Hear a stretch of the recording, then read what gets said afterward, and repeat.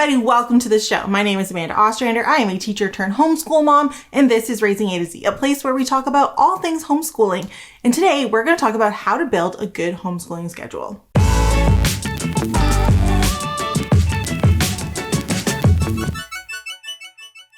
Building your own homeschooling schedule can be a little tricky. Why? If you were to go out and ask 100 homeschooling parents what their homeschooling schedule looks like, you're going to get 100 different answers. Why? Because every homeschooling family is different and unique, and they all have different values, activities, interests, and so they're going to have different schedules because every family is unique. And that is both the blessing and the curse when it comes to homeschooling and building a schedule. What works for one family might not necessarily work for your family. And sometimes there's a little bit of like a trial and error process. It is what it is. But the nice thing is you can go into homeschooling knowing that if you build a schedule that works for you and someone else is like, that's weird, it doesn't work for us, that's okay because their schedule is not going to work for you either, right? So like it goes back and forth. So we want to make sure that we build schedules that are going to be functional, that are going to be helpful, and that are just going to make our lives easier, but also help us get everything we want to get done in a week done. So let's do that. Let's work on building a schedule together. So let's get into some tips. I have a couple tips for you to consider before you start. Things that you might want to try before you even start building your schedule. Tip number 1, pick a home day. Pick a day that is one day a week that is going to be your home day. It is the day where you do not leave the house and you're going to guard that time. If you're lucky enough to live in a fairly vibrant homeschooling community, the problem is going to become not getting out of the house. It's going to be staying home and doing stuff that you actually need to get done at home. Because honestly, like I said, we're very lucky to live in a homeschooling, vibrant, rich community. There are literally activities Monday, Tuesday, Wednesday, Thursday, Friday. We could be out of our home every single day. So one of the things that I really recommend is that you pick a home day and you guard that as much as possible. That this is a day that we stay home. This is like have a different routine for that day, but this is a day that is our home day. It's going to give you a break. It's going to give the kids a break. It's a day where you can maybe do a little bit of extra schoolwork if you need to. It's a day where you can catch up on some errands. Everyone can have some downtime, a little extra free time. It's just all around good thing to do. Now, occasionally you're going to have to break that. Like if there's a doctor's appointment and that day and you have to take it, you have to take it. I know like our day is usually Monday. And this year, the only day that our co-op could do bowling was Mondays because it's the only day they don't have league day. So we did like our Christmas bowling party on a Monday. It is what it is. But like 99% of the time, we don't leave the house on Mondays, and it's fantastic. It's really, really helpful. It really brings a little bit of balance to your week. The second thing that I recommend is that you go for like a 4-day school week with a swing day. The reason why the 4-day school week is so popular amongst homeschoolers is because it gives you a little bit of balance when it comes to what you need to do, because you have to remember a couple things. Homeschoolers are learning things in much more concentrated blocks. So because kids are learning in much more concentrated blocks, what they're learning in, a morning with you might be what they're learning in an entire day or 2 days in public school. So we don't want to have our kids so overwhelmed with learning that they can't process it. Kids need time to process things. We need to give them that time. In a 4-day week, you're probably covering as much as the school system, if not more. It's just the way the math works. Homeschool math, right? Forget girl math. We got homeschoolers math. The other thing that it does is it gives you some flexibility. So I typically have my swing day be a day that that's when I try to plan as many of our errands, appointments. If we have to go do a Costco run, that's the day that we're going to do it. It gives us the flexibility that if I have to say a day in the week where we're not doing any schoolwork, I have a day built in. Then you don't have the feeling like you're falling behind because I planned 5 days, but we only got through 4. It gives you a little bit more of that flexibility, and it also takes a lot of stress off of you, and you won't feel like you're falling behind. And it's just a helpful thing to do. And your swing day can be whatever it wants, whatever you need that week, right? Some days it's the day that we go and do appointments. Some days it's our Costco run day. Some days it's we sit at home and, chill. Some days it ends up being like okay guys, we're doing a big reset of the house because this area is a disgusting mess. It's whatever you need it to be, and that's good for you. Number 3 is a tip that I've figured out the last couple of years. And if you can it does involve a little bit of like things lining up for it to work out. But if you can, try to get things all on the same day. If you have like multiple activities, like a morning activity and an evening activity, if you can get them on the same day, it's kind of a nice thing, because those are the days where I'm just like, okay, we're just doing less schoolwork today, and I just consider our activities to be their school for the day.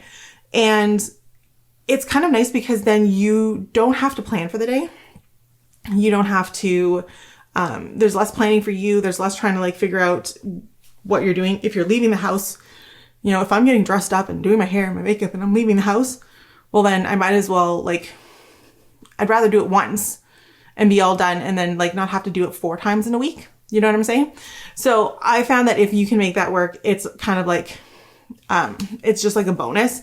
It's really, really nice. So for example, my kids have Girl Guides and gymnastics on the same day. It works really well for that basically we get up, they do one subject, we do Girl Guides, then we're out the door, we come back for lunch, we have a little bit of quiet time, then we have dinner, and then they're out to Girl Guides. So it just ends up being if we're going out, we get to go out. If we're staying home, we're staying home. I have a friend who does her kids do jiu-jitsu. So they go and they do jiu-jitsu one day, and then in the afternoon they have co-op activities. So she goes, basically they have the full day is planned, but they don't have, if she's out with her kids, she's out with her kids, and it makes her life a lot easier.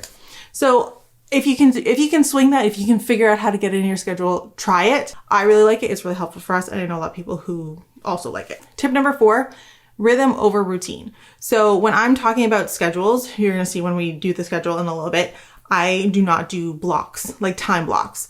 There are a few things that get timed, namely, usually it's meals. Not going to lie. My kids are they eat on the clock apparently. But everything else, it's kind of more of a checklist kind of flow. So we kind of just go through our day, check off things as we go. And because there's always more time, if you don't get through everything you're hoping to, it's okay. We'll just do a little bit later. There's no reason why you have to be done math at 10 o'clock and moving on to language. If your math takes an extra 10 minutes, then it takes an extra 10 minutes. If you're done 10 minutes early, you don't need to put extra activities to make your time block. Just kind of have your list of what you want to get done.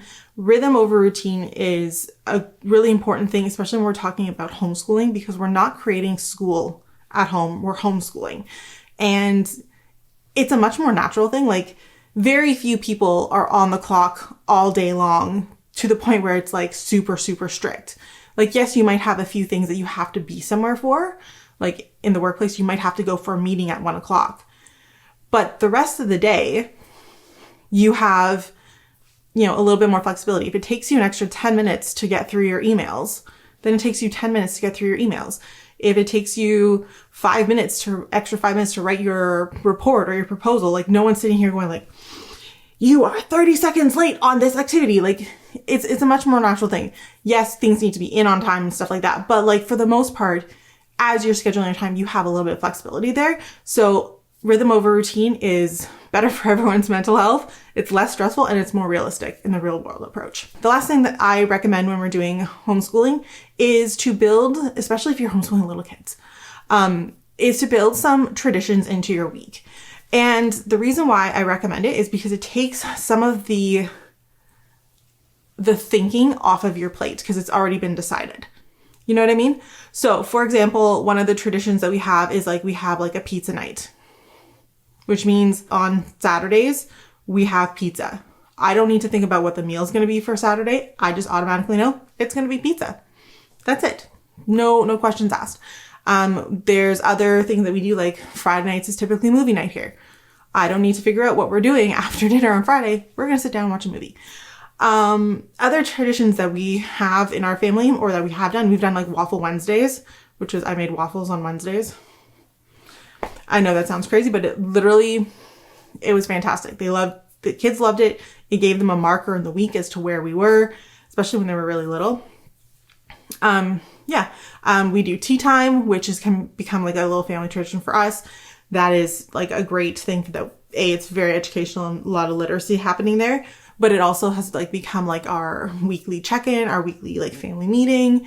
And that's just like a little thing in our week that I'm like, okay, I know on this day, this is what we're doing. It's less for me to plan. It's less for me to figure out. And because I'm not constantly thinking about like, hey, what are we doing next? What's activity? How am I going to entertain them? We have these little things in our week. It takes a lot of like thinking off of me in terms of planning. A couple other things that traditions in your week do. Number one, it prioritizes family time and family bonding. And B, especially if you have little kids or if you have not a lot of homeschooling support in your area, like if you don't have a lot of activities that you're going to, it is a really good thing to break up your week. It gives you these little like milestones to hit so that not every day blends into the same thing. So those are kind of my top 5 tips for building your schedule. So let's build a schedule together. Normally I do this on like a piece of paper with a pencil. You can do it however you want. I'm going to do it on a whiteboard, this giant whiteboard, because I think that'll just be easier for you guys to follow along. And so I have Monday through Sunday. I like to include the weekends in my homeschooling schedule because things happen on the weekends. Those, as homeschoolers, because we're learning at home, are part of our kids' learning. So maybe your kids have a class on Saturday mornings. Awesome.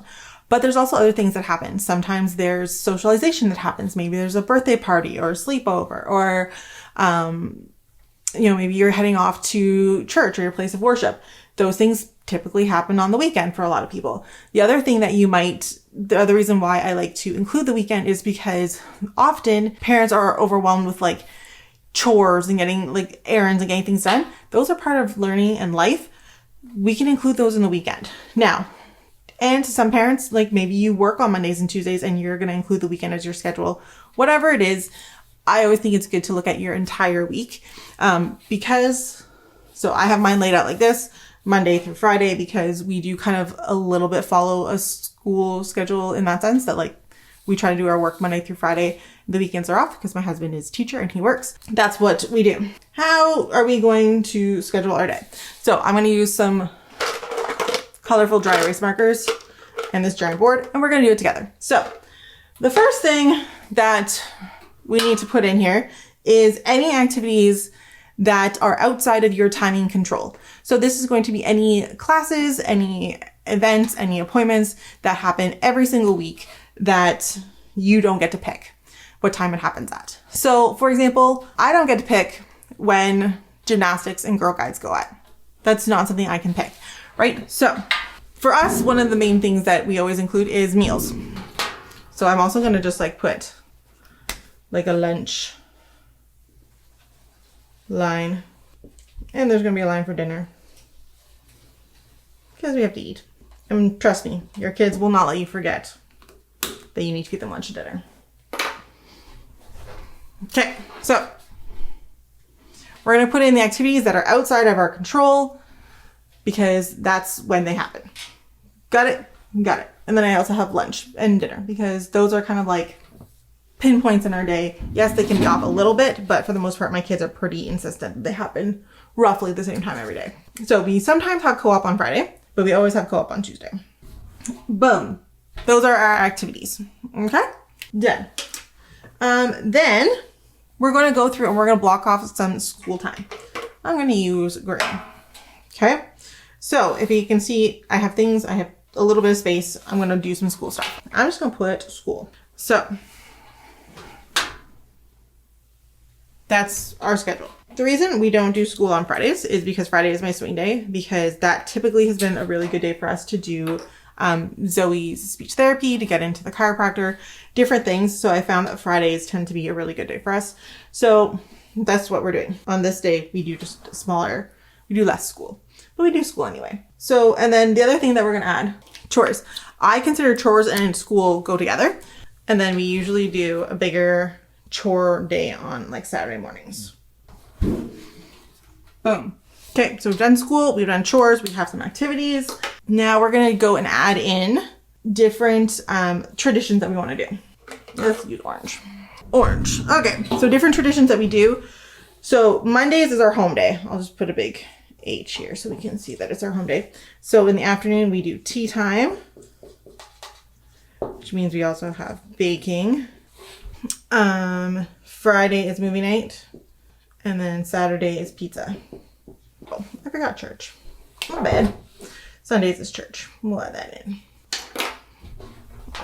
in. Boom. Okay, that's what we're doing. Now, when I'm doing mine, I also add in a few other things that I like to make sure that I include. I'm going to put them in red because I think they're important. I like to have quiet time. So quiet time, I think, is super important for a lot of families. It is a break for me.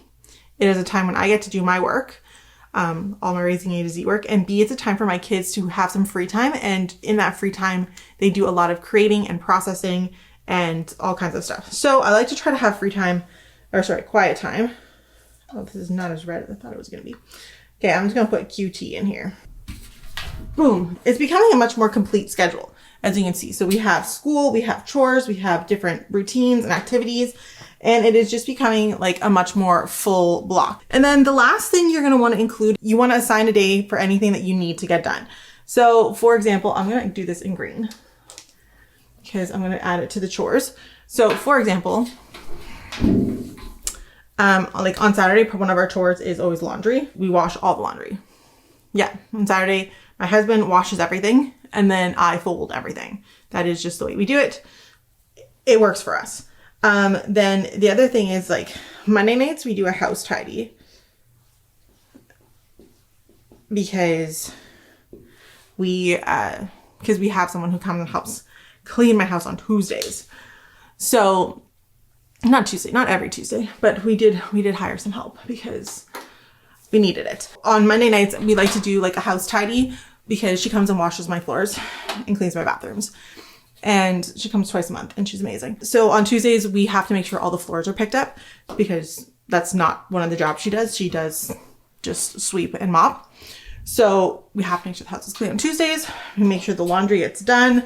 I have like the baking that we need to do. Like it's starting to look like a really full schedule.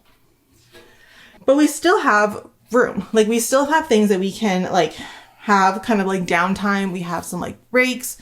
We also have the ability to like, obviously you can change things as you need to. Like if we have a birthday party on Saturday, we just cancel quiet time, right? If you have to pick up groceries at some point, usually I usually pick up groceries either on our swing day or after church. I put a grocery order in and just like swing by and pick it up. But that's how I build a schedule. I think it's a really flexible way of building a schedule, but also being really honest and realistic with your time, because you want to make sure that you're not overburdening your time. You want to make sure that you're not so heavily scheduled that like if you don't do something, your whole day falls apart. I find this to be like a really good way of like getting you some blocks of time in without being like super scheduled, while also getting everything you need to get done in a week. And then it also gives you a really honest, real like look at like how much can we actually accomplish. So if I'm doing school 4 days a week, then I'm not going to be doing 8 lessons because that's not realistic, right? I'm just going to break it up and we're going to do 4 lessons that week.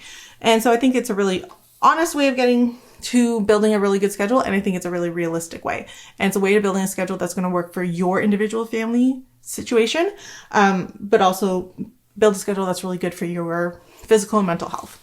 So yeah, that's how I build a schedule. I hope it helps. I hope that you guys are able to build your own schedules, and then you can like put these in a planner or something. I don't keep it like this. Like I said, I usually do a notebook, but that's it. That's how you can build a really good schedule. It's very simple. It's going to end up being a grid schedule for you. That's going to be like unique to your family. And it's going to be a very honest and reasonable schedule that gives you both structure, but also flexibility. If you like this video and other videos, make sure you subscribe and click the bell. Consider becoming a YouTube member where you get all kinds of cool bonuses, early releases, bonus content, I make extra videos for my members. And don't forget to follow us on Facebook, Instagram, and TikTok. See what happens and how the schedule plays out on a regular basis. So thank you so much for watching. I'll see you guys next week.